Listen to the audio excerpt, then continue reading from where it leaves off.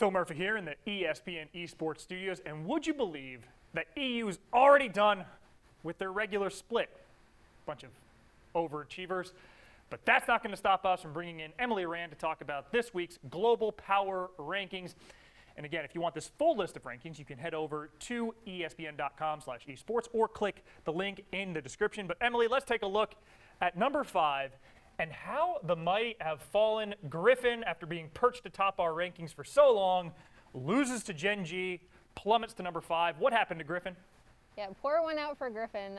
They lost to two of the what I would consider to be the worst teams in the league, down at around like 7th and 8th place.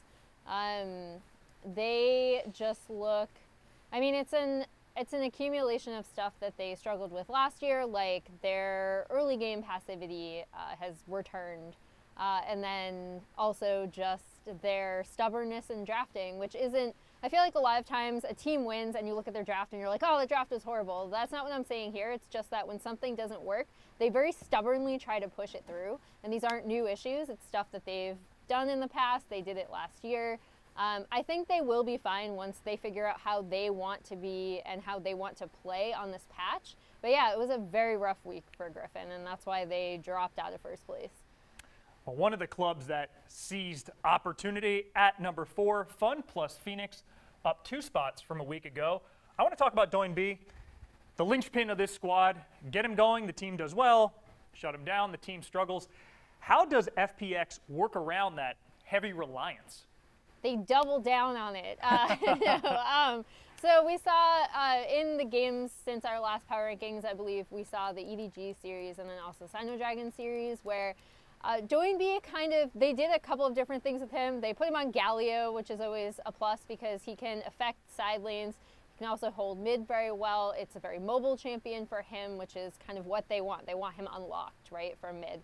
And then they also put him on like Kassadin and Cassiopeia and Vladimir with mixed results, but it does also remind us that, you know, he can be in a kind of hyper, there's like the Doinb super carry meme that follows him around, but he can play these carry champions as well. So it was an interesting look for FPX. I think they've definitely stabilized after what was a very rough schedule for them. They kind of ran through a bunch of top teams. So now I think they've proven that they are one of the best teams in China still.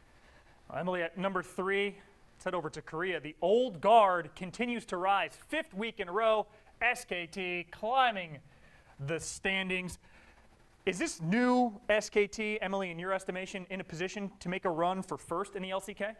Yeah, I think they are. I think if there's a worst case scenario for Griffin, where it's funny because they beat SKT, like they might have won that battle, but they look like they're kind of losing the war because SKT seems much more comfortable on this patch than Griffin is.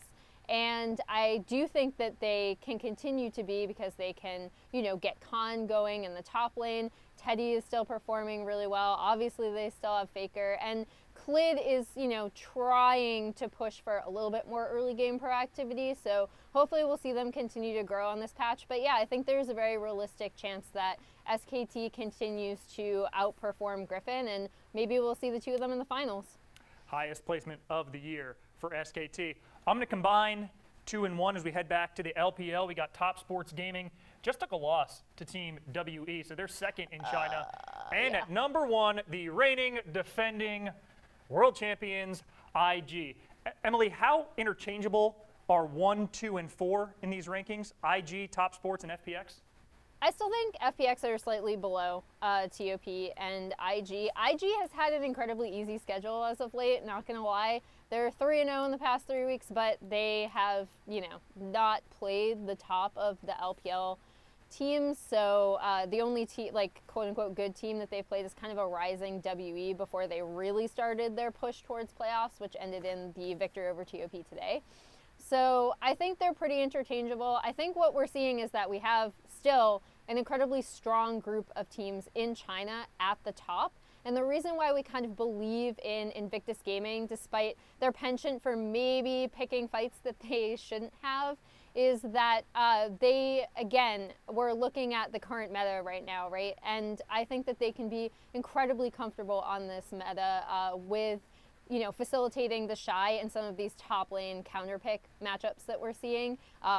IG historically have been very good at especially on red side draft, saving specific counter picks for their lanes. So if all goes to plan and if their past is any indicator, I think IG can perform very well in this meta.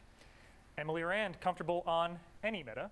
Thanks so much for the time and insight. For more League of Legends coverage, keep it locked right here, ESPN.com/esports.